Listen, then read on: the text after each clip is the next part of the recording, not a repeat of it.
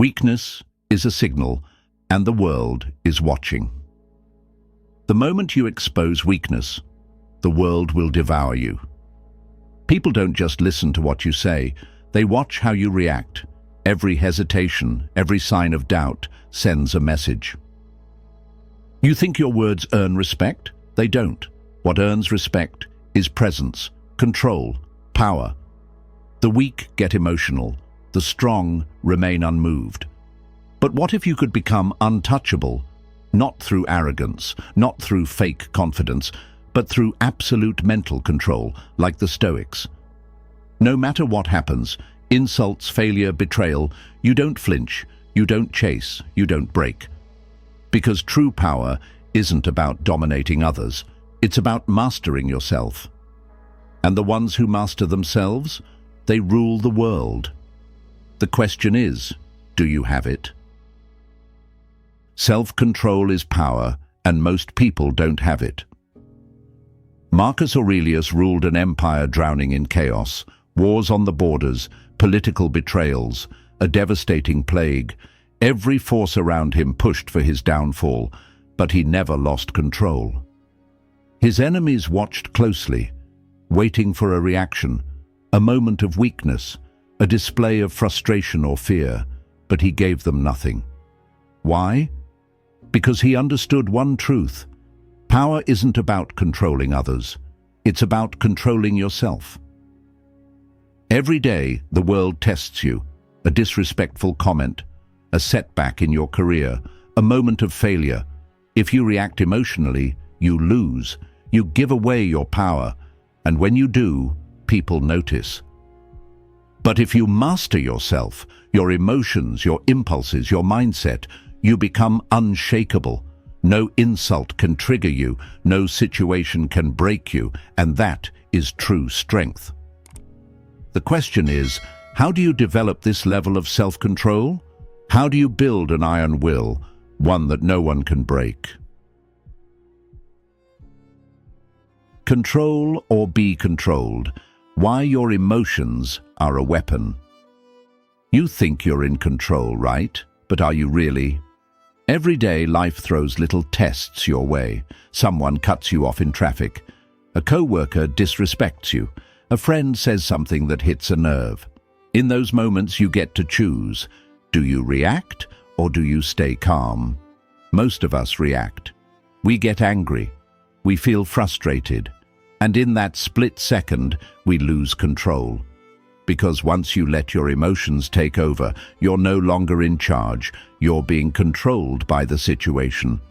Epictetus, once a slave, knew this better than anyone. Despite having nothing, he realized that no one could enslave a man who controlled his own mind. He chose not to let external things control his emotions. No one can enslave a man who owns his mind.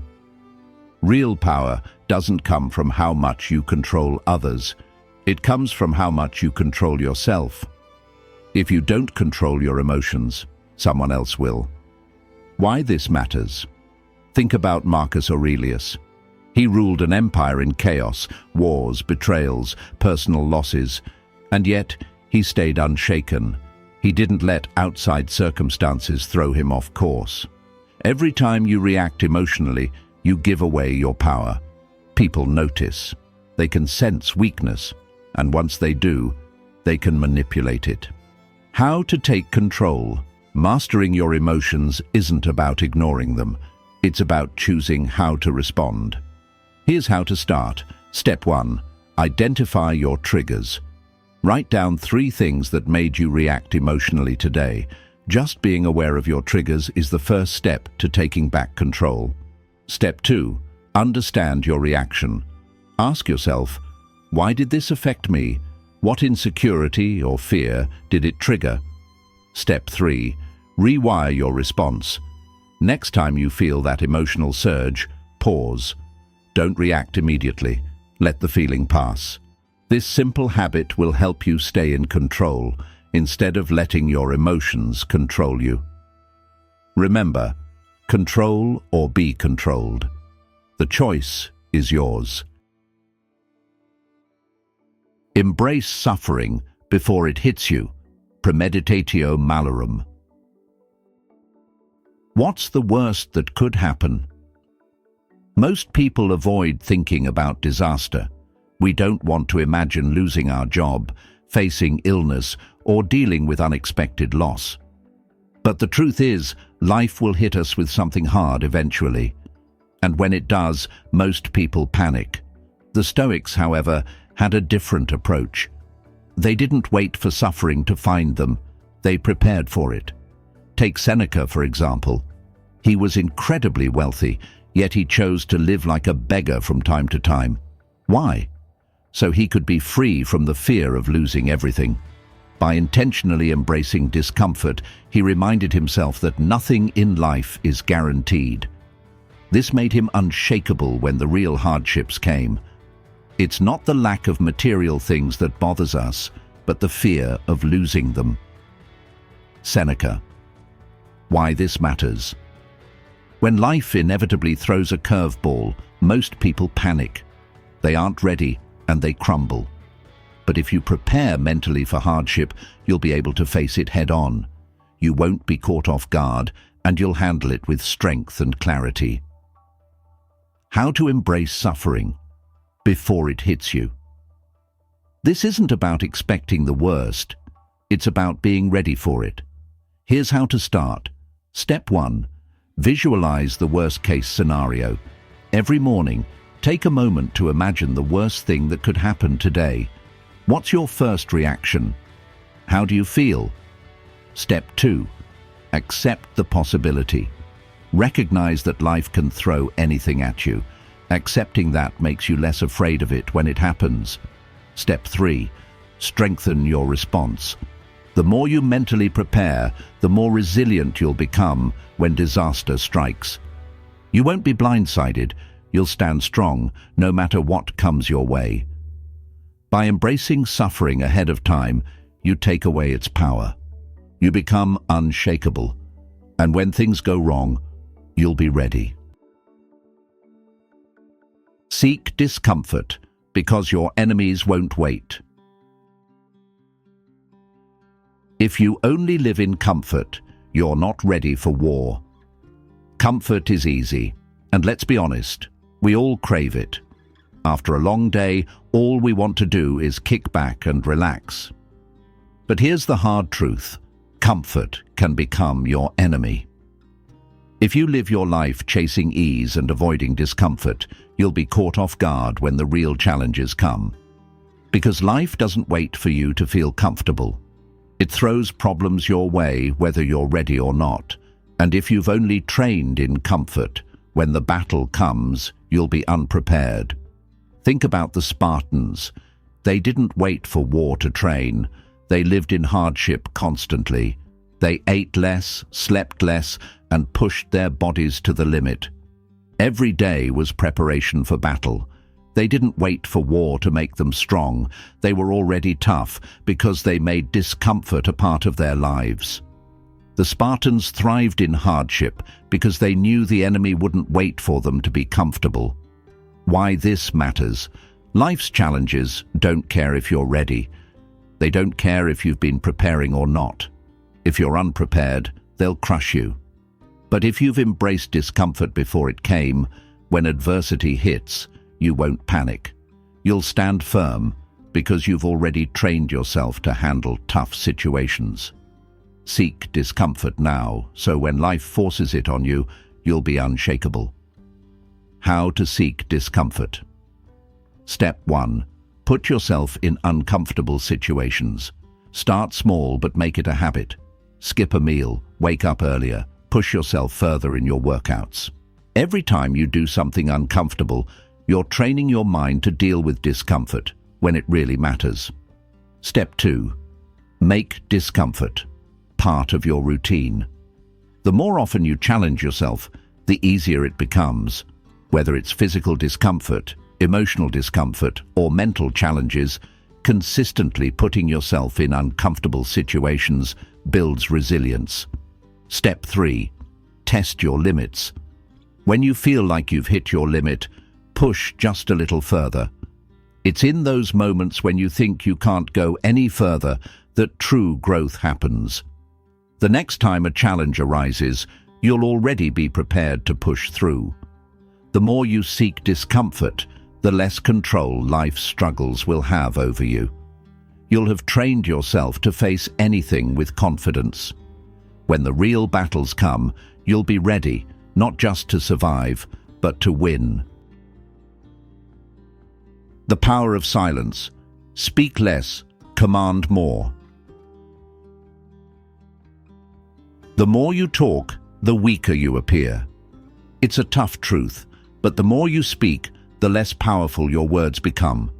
When you talk too much, you give away control. You're not asserting authority, you're trying to convince others, revealing insecurity in the process. Napoleon Bonaparte used silence as a weapon. He didn't need to say much, but when he did, his words were powerful. His quietness made his few words seem even more commanding. The less he spoke, the more people listened. Steve Jobs knew this too. At Apple events, he would often remain silent, allowing anticipation to build. When he finally spoke, the world hung on every word. Silence made his words more valuable. Why this matters? In a world full of chatter, silence stands out. When you speak less, people listen more. Silence forces attention. It builds respect. The more you talk, the more you dilute your message. The more you stay quiet, the more powerful your words become when you choose to speak. People who talk constantly often seek validation. But those who master silence show strength and confidence. They don't need to fill every moment with words. They command the space with their presence. How to harness the power of silence. Step 1. Speak only when necessary. For the next 24 hours, only speak when absolutely necessary. Don't fill every silence with words. The fewer words you speak, the more powerful each one becomes. Step 2. Listen more. Spend more time listening than talking. Pay attention not just to the words, but to body language, tone, and energy. Listen to understand, not to respond. Step 3. Observe more. Silence gives you the opportunity to observe the world around you. Notice details others miss. When it's your turn to speak, you'll know exactly what to say. Master silence, and you'll command respect. Speak less, and your words will carry more weight. Discipline over motivation, because winners show up regardless. Motivation is a lie. Only discipline matters. We've all heard it. You just need more motivation. But here's the hard truth. Motivation is unreliable. Some days you feel it, some days you don't. It comes and goes like a fleeting wave, and when it's gone, so is your drive. But discipline? Discipline is constant. It's the foundation of every successful person, and it doesn't depend on how you feel. If you're only acting when you feel motivated, you'll never accomplish anything. Discipline makes you show up, even when you don't feel like it. Take Marcus Aurelius, the Stoic emperor. His life was full of war, personal loss, and political chaos. Yet, every day, he practiced discipline.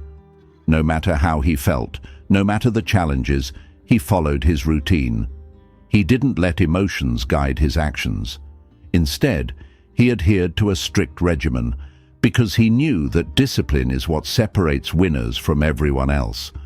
Why this matters? Winners don't wait for motivation to strike. They show up, no matter what. The difference between those who succeed and those who don't is simple: consistency. And that consistency is driven by discipline. Motivation is nice when it's there, but it's not reliable. Discipline is what gets you through the tough times, the times when you feel tired, burned out, or just plain uninspired. How to develop discipline. Step 1. Set non-negotiable daily habits. Create one rule you follow every single day, no matter what. It could be waking up at the same time every day, working out, or reading a chapter from a book. The key is consistency. Step 2. Make it a routine.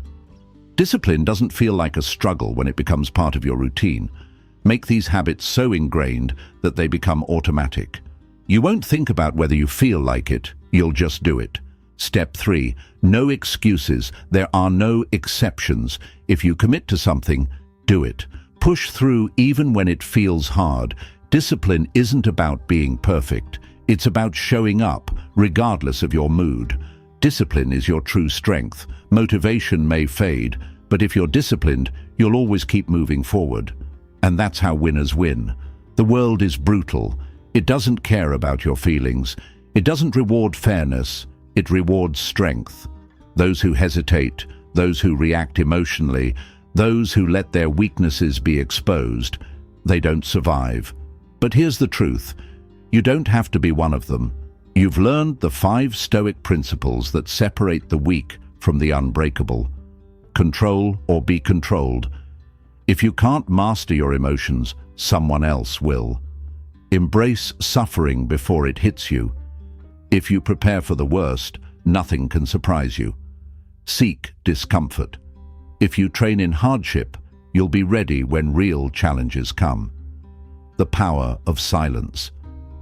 If you speak less, you command more. Discipline over motivation. If you show up regardless of how you feel, you'll always be ahead. These aren't just ideas, they're weapons. If you apply them, you will become unshakable. Someone who can't be manipulated, can't be broken, can't be ignored.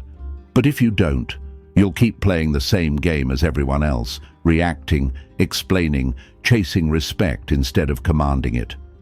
That's the difference between those who control their lives and those who are controlled by them. Master yourself, or be mastered by the world. The choice is yours. But if you're serious about taking back control, don't stop here. In the next video, I'll teach you how to command respect in every situation without saying a word. Hit like right now. Share this with someone who needs to hear it. Subscribe, because this is just the beginning. Stay strong.